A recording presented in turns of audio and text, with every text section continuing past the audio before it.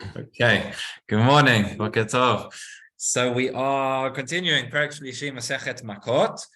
We're on Daf Yud Gimel Amud Bet, right at the bottom. That's what we got up to.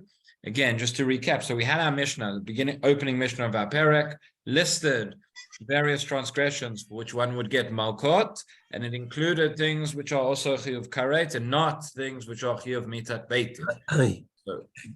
So we saw a Braita. Just a second.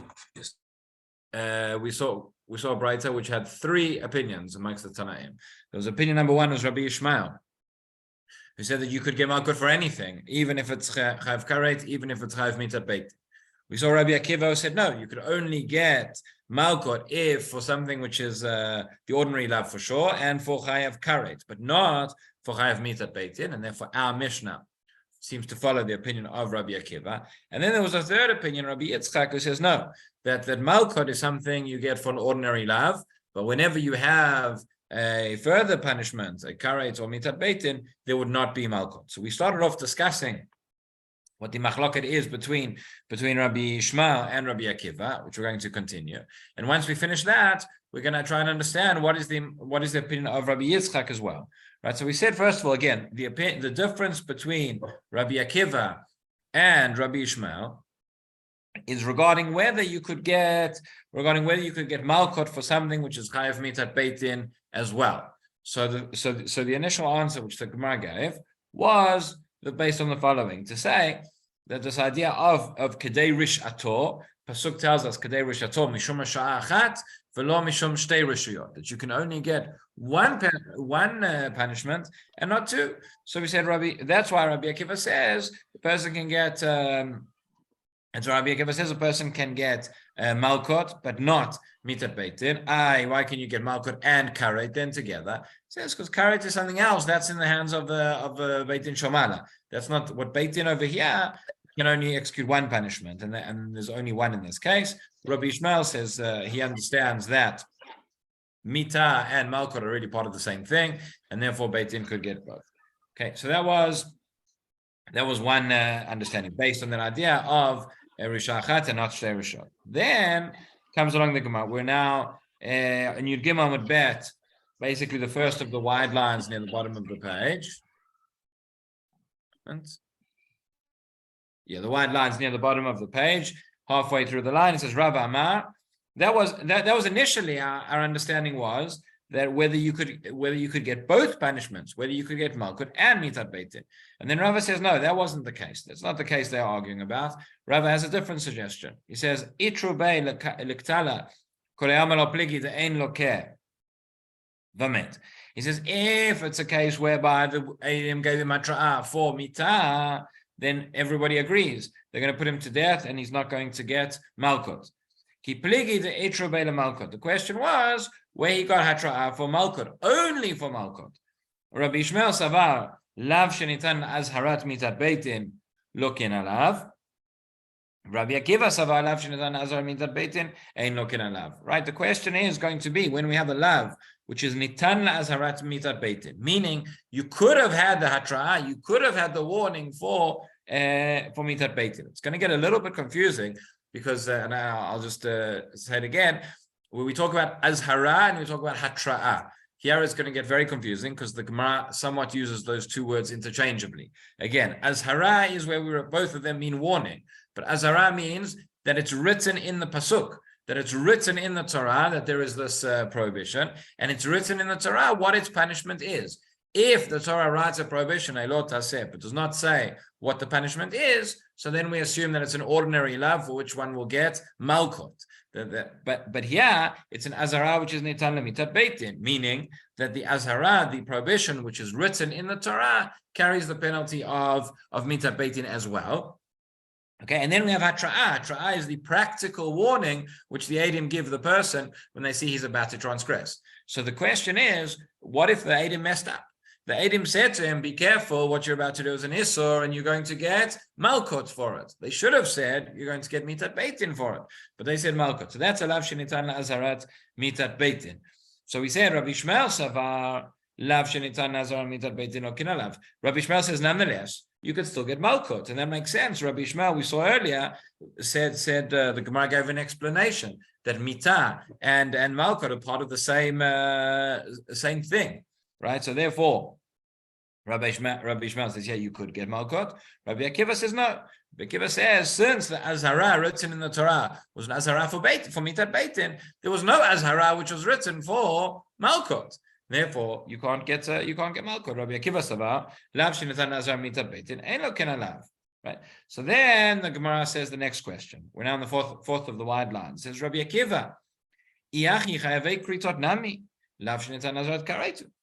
If, again, Rabbi Akiva's thesis is that you need the Azhara in the Torah in order to give the punishment, and if the Azhara was for one punishment, for Mitat Beitin, you don't have an Azhara for Makkot, so to speak, and therefore you cannot give the person Makkot. Well, if the Azhara that's written in the Torah was for Karet, you also shouldn't be able to give the person Makkot. Why there does Rabbi Akiva say that they could get Makkot? So, Yachi Chavei Kritot Nami Lav Shnetan Azhar Karetu. Amale Rav Mordechai Rav Ashi Achi Amar Avini Me'agronya Mishmei Derava. Here is the answer. Chayavei Kritot Lo Tzrichei Hatra'a Shrei Pesach Umila Anash Afal Pi Shelo He's here.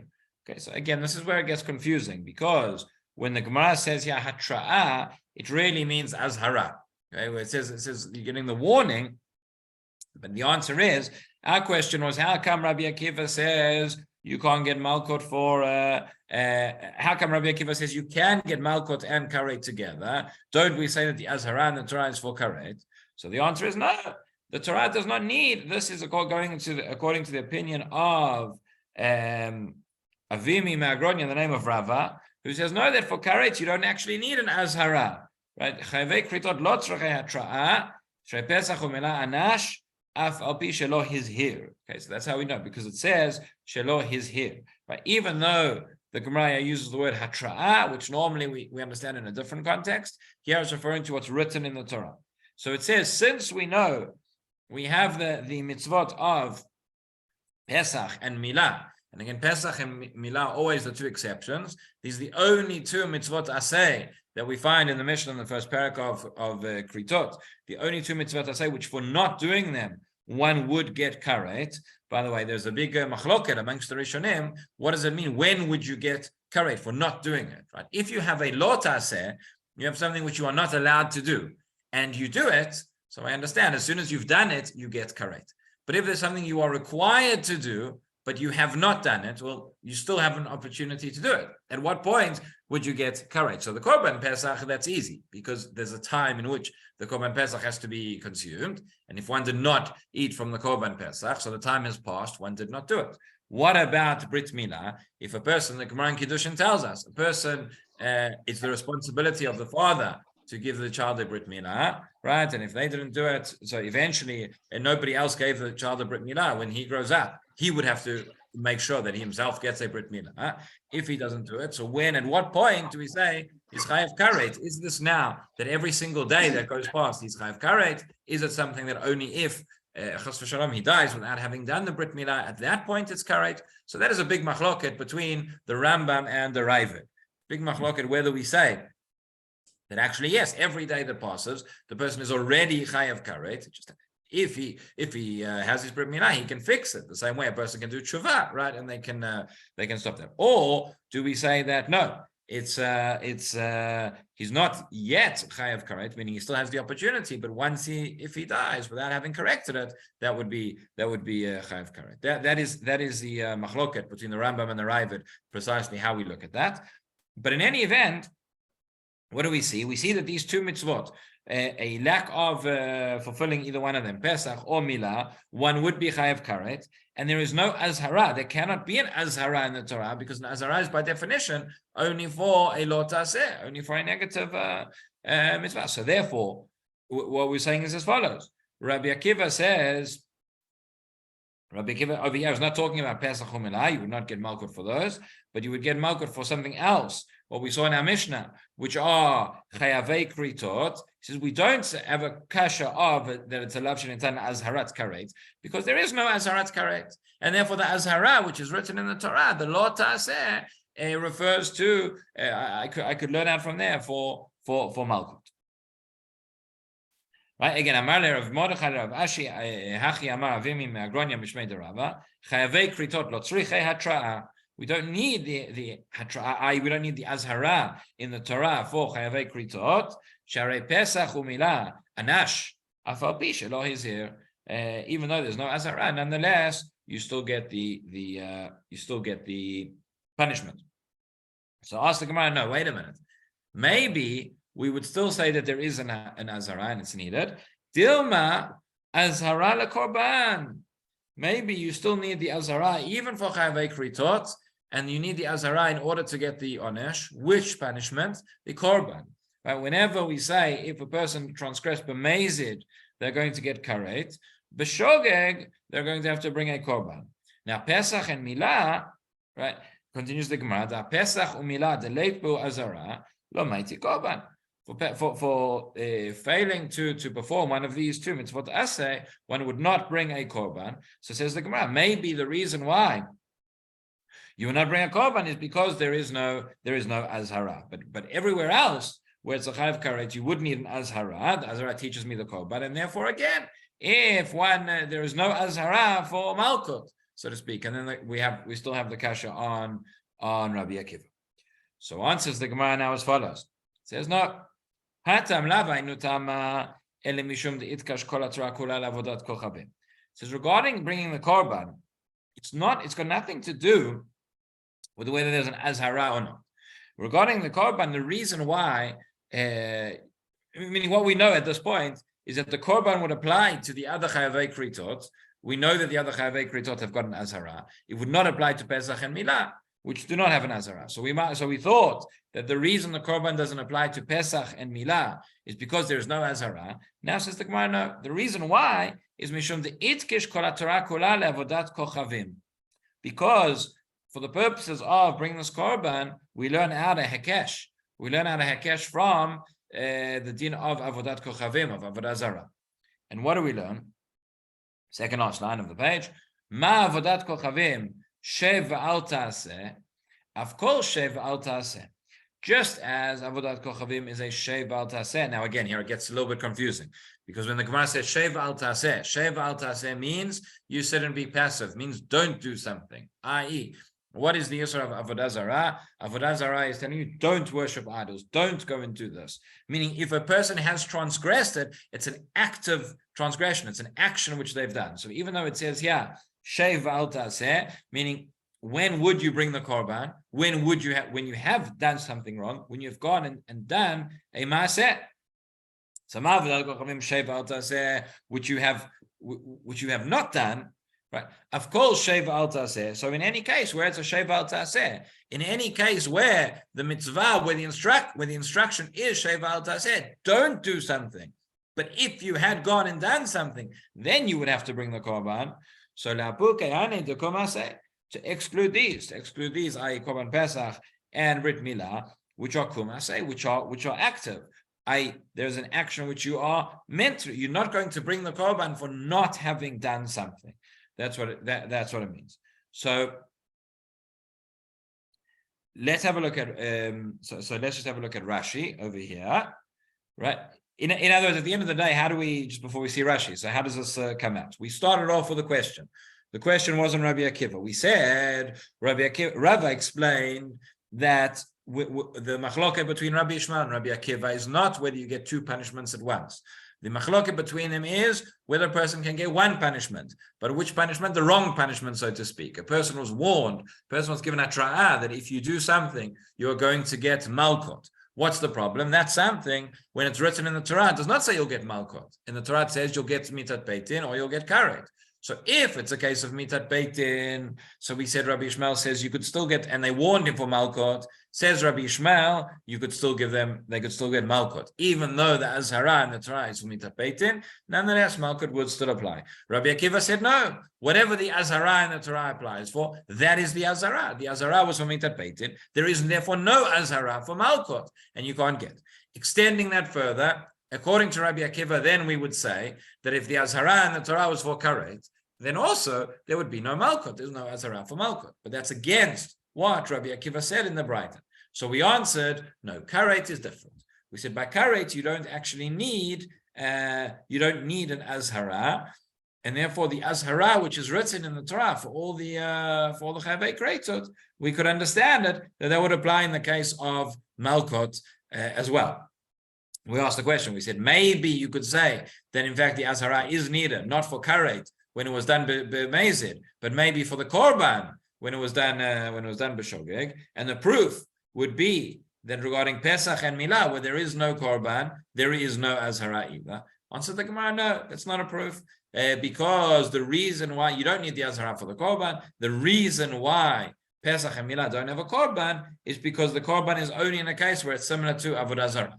Just as avodah zarah is sheva al taseh, what you are meant to do, and it's only when you transgress that by performing an action you would bring the korban. So too, only by performing an action, not where you neglect to perform an action, there would not be a korban. So let's just see Rashi on what we've just discussed.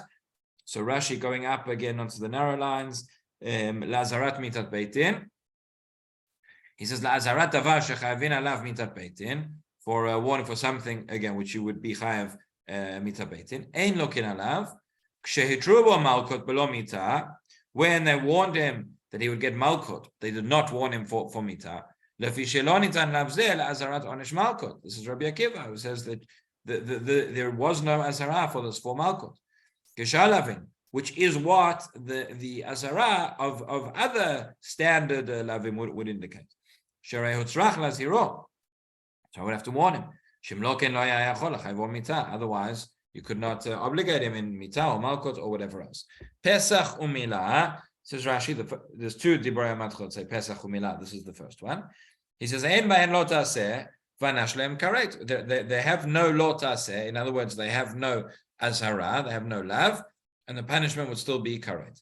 So we said la korban she'im yaseh shogeg yavi korban. If somebody transgressed b'shogeg, that's when they would bring a korban. Pesach u'milah, says Rashi, ein korban b'shogeg. There is no korban if one did them b'shogeg shalahem. Kidamrina b'kritot perakama ha'pesach v'amilah mitzvot aseh. That again, this is in the list of 36 kritot over there in the Mishnah, that it includes Pesach and Milah, which are mitzvot aseh. Klomar eino bichlal shal kritot limnotanim shal kritot shenimnu sham. They are listed separately; they're not included with all the others. Kulam lomar she'im asaum kulam behelem echad chayav korbanot k'mispar kritot. If in one helem, in one period of forgetfulness, meaning a person helem means in one sort of a person forgot that it was forbidden, or a person forgot that they were doing what they aren't allowed to do.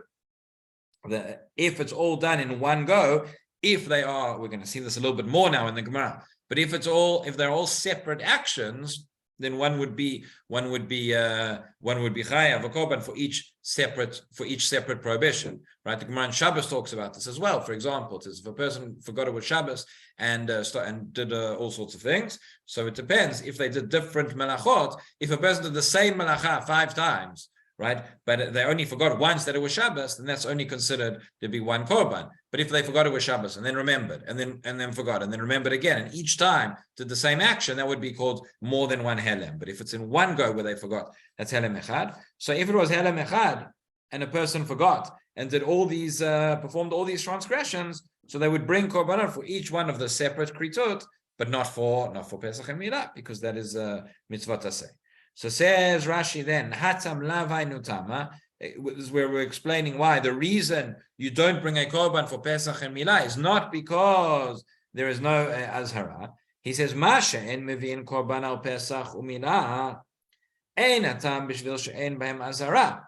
The reason we don't bring the korban for Pesach or for Milah is not because there's no azhara written by them, ela b'shvil she'en mitzvot aseh, because they are positive mitzvot.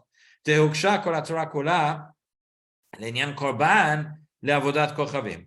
That regarding bringing a korban, the entire Torah is compared, is juxtaposed to avodat kochavim. Shneimar b'parashat shlach lecha anashim eitzel korban avodat kochavim Torah achat yeh lachem la'aseh b'shgaga. In parashat shlach it says that regarding the korban of avodat kochavim, it says Torah achat yeh lachem la'aseh b'shgaga. There will be one Torah for all those who perform b'shgaga. Meaning from there we learn that anybody who does bishkaga and needs to bring a korban, there is one Torah. So this Torah is relevant. It's similar to the case of avodat kochavim. Kanukshu kol averot shebatorah b'shegegatan avodat kochavim. Anything which a person does b'shogeg is therefore compared to avodah zarah le'inyan korban, regarding this korban. Ma avodat kochavim karet shelo al davar shu shev al taseh. And this is the limud. This is what the Gemara said in fewer words, and Rashi is just spelling it out for us.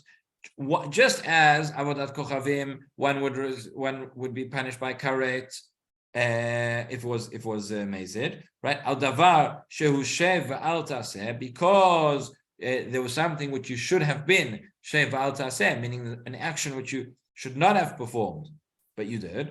Kenu v'amad v'sa'o. Something you should not have done. And he got up and did it. So too, anything which is shev al taseh, anything which is a negative prohibition, essentially. But something which is karet is get up and you should have done it. And he did not do it, which is the only examples we know are Pesach and Milah. Ein bo korban. There is no korban, and therefore Pesach u'Milah amod v'aseu.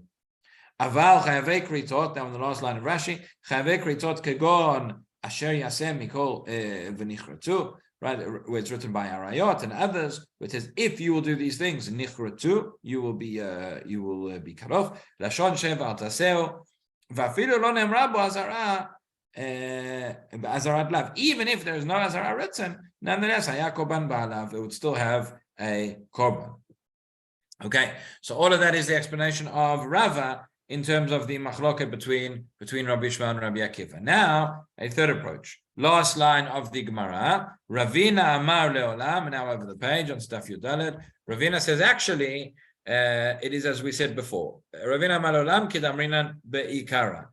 As we explained previously, meaning what? Says Rashi, now top of the page, Yudalet. Rashi says, Kidamrinan Be'ikara.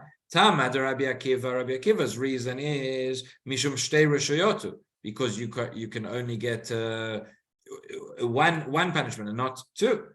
Udekamat chayavei kritot nami shtei reshoyoten. The reason why the Gemara did not accept this was because previously we said that initially we said, why did Rabbi Akiva say you can get only one punishment and not two? We said that because karet, a person could do tshuva. A person could do tshuva, and then they would only get one punishment. They just get the Makkot and not the karet. But then the Gemara asked, but nonetheless, right now he hasn't done tshuva, right? So says Rashi, that which you asked, since you still have the punishment of karet on him, lo psika milta lekaret. This is what the Gemara is going to explain. Lo psika milta, meaning it's not a definite thing. So this is a different answer to what we gave before. Previously we answered no. Well, it's got to do only one punishment, which is in the jurisdiction of Beit Din. The other one is in the jurisdiction of Shammai. Yeah, we're saying no. The reason why it's okay, even though it's a chayav karet, to give Makkot, says Rabbi Akiva, because the person could do tshuva. The person has not done tshuva. Well, the person could do tshuva, meaning we don't know at what point. This is similar, I guess, to what we discussed the other day about the Gemara Kiddushin. This is at any point a person could have a hero or tshuva. We don't know when or how or if a person is going to do tshuva. It's not definite that they have the chiyuv karet on them, and therefore it does not transgress this principle of v'shachat v'lo shtei reshiyot. Let's see it in the Gemara. It says, as we said initially, because if a person did tshuva, then they would be forgiven. They would not have that chiyuv of karet. So so what did you say? You answered back on that. Lo avud tshuva. You said the person has not yet done tshuva, and therefore they still have the chiyuv karet. Answers the Gemara, lo psika milta de karet. Meaning, not necessarily. It's not so clear. It's not so defined that the person is necessarily going to get karet, and therefore it might be that there's only one punishment here. Okay, So Adkan, so that is essentially two different ways of understanding the machloket Rabbi Ishmael and Rabbi Akiva. Either we say that we're talking about a case where a person would get karet, would get malkut and the punishment, which Rabbi Akiva says, no, you can only get one and you can't get two. Or we would say, no, it's talking about a place where the person would get malkut in place of the punishment, and therefore the question is whether the azhara for karet or for mitat beitin as well would leave room for an azhara for malkut. Those are the two ways of understanding machloket Rabbi Ishmael and Rabbi Akiva. But as we remember, there is a third approach. The third approach is the view of Rabbi Yitzchak, and Rabbi Yitzchak said, no, there is malkut which is only for isur lavim, but not for chayvei kreitot or chayvei mitat beitin. So here says our Gemara now on the fourth line of Yudalel Amud Aleph. Rabbi Yitzchak Omer, chayvei kritot bichlal hayu, velama yatzat karet ba'achoto laduno b'karet, velo b'malkot. Right? Remember, we said Rabbi Yitzchak learns this out from one of the Yud Gimel Midot Shataran Nidreshet Bahem. And the way he learned out was as follows. He said, karet chayvei kritot bichlal hayu. First, the Gemara gives us a klal. It gives us a general principle. In the introduction to all the various Isurei Arayot, it says that if you do any one of them, there would be Chayav Karet. Then later on, we have one of the cases which is excluded, which is taught separately. There's the case of Achoto, that it's taught separately there that one would get Karet. Why does it have to single out that case to say that one would get Karet? It singles it out to teach you, Lo lelamed al atzmo yatsa, to teach about the entire principle, the entire broad category of arayot, and really the entire broader category of chayavei kritot, to teach you that anywhere where there is a case of chayav karet, then it would be chayav karet and not chayav malkot. And therefore malkot is reserved only for those other lavim where there is no karet. That is how Rabbi Yitzchak learned. Right? Rabbi Yitzchak Omer, chayavei kritot bichlal hayu. Why does it teach you karet by achoto specifically? To teach you that it's a karet by that it's only karet and not malkot. Okay, so that's Rabbi Yitzchak. What about Rabbanan? Rabbanan in this case refers to, as Rashi points out, Rabbi Ishmael and Rabbi Akiva. Right? How do they learn out? They also have the psukim. Why, according to them, Rabbanan karet b'achoto lamali lechalek. Why does it have to single out? And why does it have to teach me again karet by achoto? What is the chiddush over there, according to Rabbi Ishmael and Rabbi Akiva? So says the Gemara, Rabbi Yochanan. It's like what Rabbi Yochanan taught. Amar Rabbi Yochanan, she'im asa'an kulam behelem echad chayav al kol achat v'achat. Okay, so this is what we mentioned before, this idea of helem echad, meaning if a person forgot that Isurei Arayot was forbidden or whatever it is, so it's to teach you that if all of these were done in helem echad, that these are all separate Isurim, separate punishments, and to teach you that even in helem echad, one would be chayav al kol achat v'achat. Right? Says Rashi over here, lechalek lefi. Since all of the arayot were included in one broad category, since all of them were included in one punishment, one karet, so one might have thought that if it was all done together in one spell of forgetfulness, right now, even though they are separate isurim, nonetheless, since it only says karet once, I might have thought that there's only one obligation, there's only one chiyuv karet. Therefore, it teaches you lechalek, that to divide them all as separate cases. That's why it teaches karet by one of them specifically.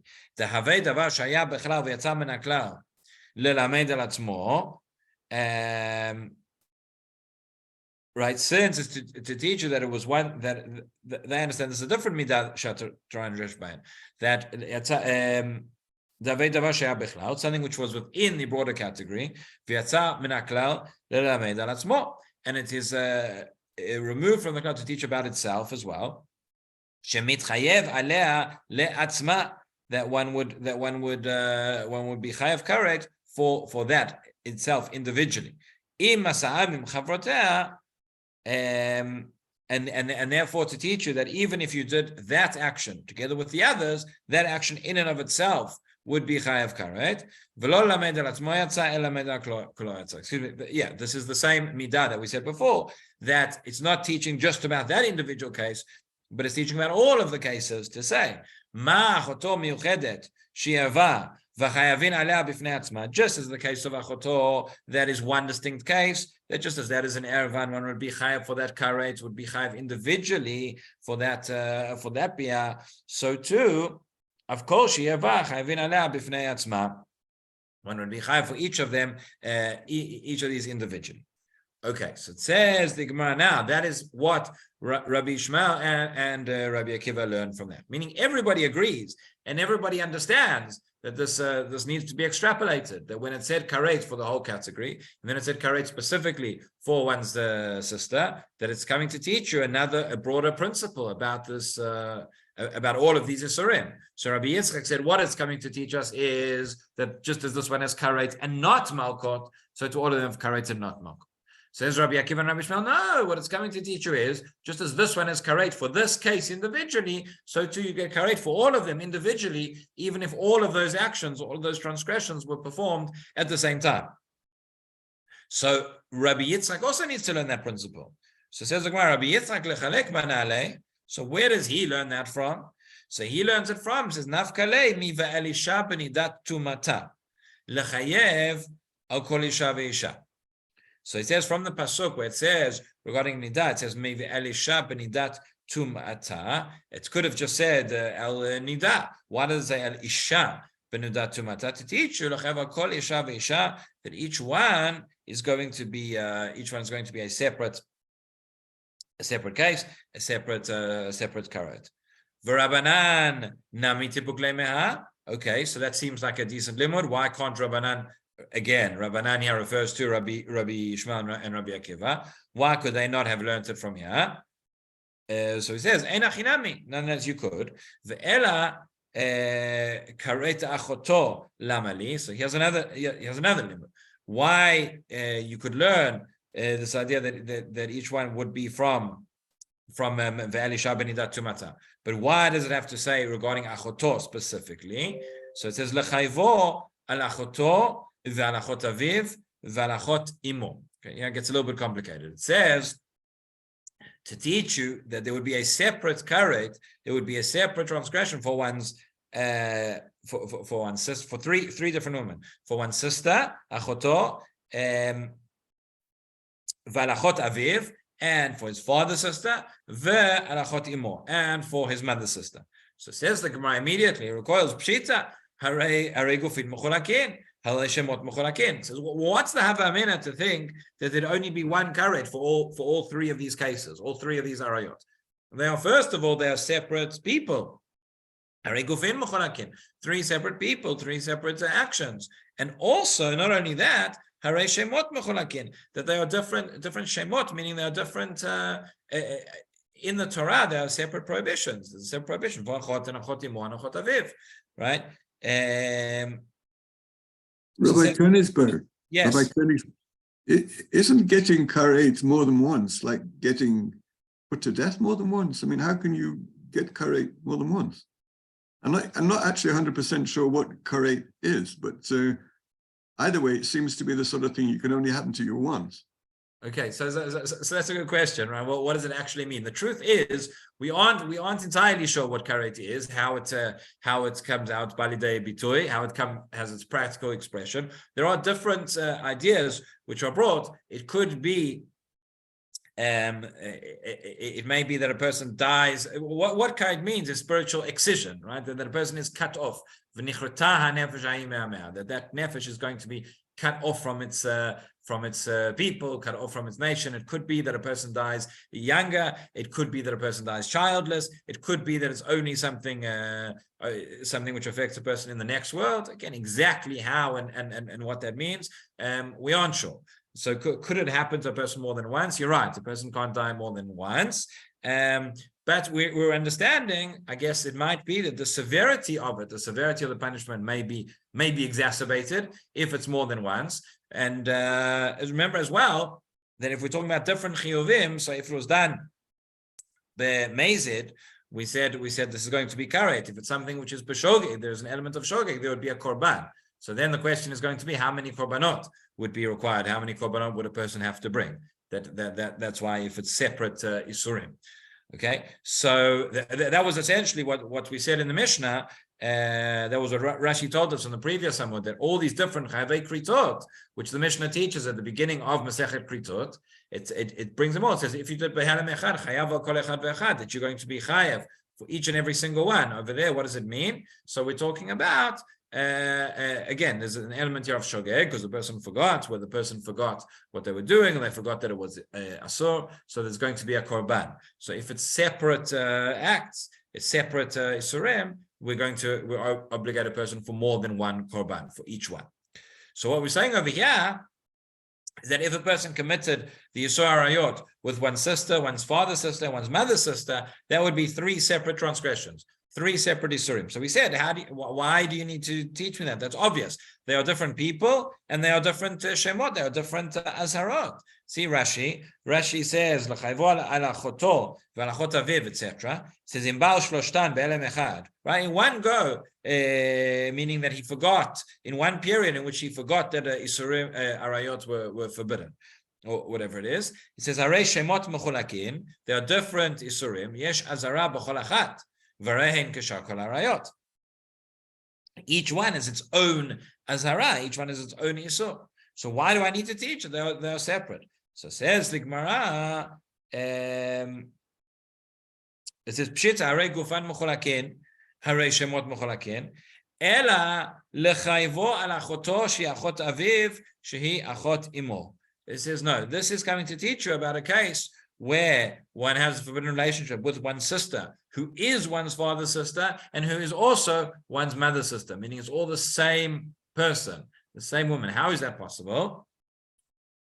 How can that be? It says, Barisha'a, Barisha'a. This is a wicked person, the son of a wicked person, and therefore this is the case. So the Gemara doesn't quite explain to us what the case is. Says Rashi over here, hold tight. Barisha'a, Barisha'a. Habal imo.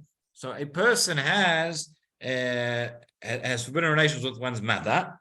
V'holid shtei banot. And they have 2 daughters. Okay, so a person has 2 daughters with their mother. So those children would be both their daughters and their sisters. Right? V'chazar u'ba'al achat mehen v'holid ben. And then he goes then and has a child with one of those daughters. So that would be, and then the son who is born from that would be the person's right, the son who was born from, it's the person's son, but it was born from his daughter, who is also his sister. Uba ben al achot imo shi achoto ve'achot aviv. And that son, now, if that son was to have, that's why this is the Rasha ben Rasha, right? This son who is born is going to have relations with the mother's sister. So that person is also, she's also going to be his sister. She's also going to be his father's sister, and she's also his mother's sister. Why? Because he's the mother's sister, we know. It is the person's sister because they share a father, and he's also going to be the father's sister, as we explained, because even though it's the father's daughter, it's also the father's sister because they share a mother. That is a case, somewhat gory detail, but that could, so theoretically, if there was to be even such a case, so it's one person, and even though it's all the same person, because it's Shemot Mechulakin, because there is a separate prohibition for one's sister, and a separate prohibition for one's father's sister, and a separate prohibition for one's mother's sister, there would be chayav for each and every one of those. Where does so that is the case? We would therefore say that they learn out from. That we'd learn out from the fact that it comes to say karet be'achoto. We then need to ask, okay, if that's the case, where is Rabbi Yitzchak going to learn that from? And he's going to learn that from a Kal V'chomer, but we're going to keep that for tomorrow. So Ad Kan for today. Tomorrow Rosh Chodesh, so we'll start at 9 o'clock. See you all then. Thank you. Have a good day, everybody. Yes,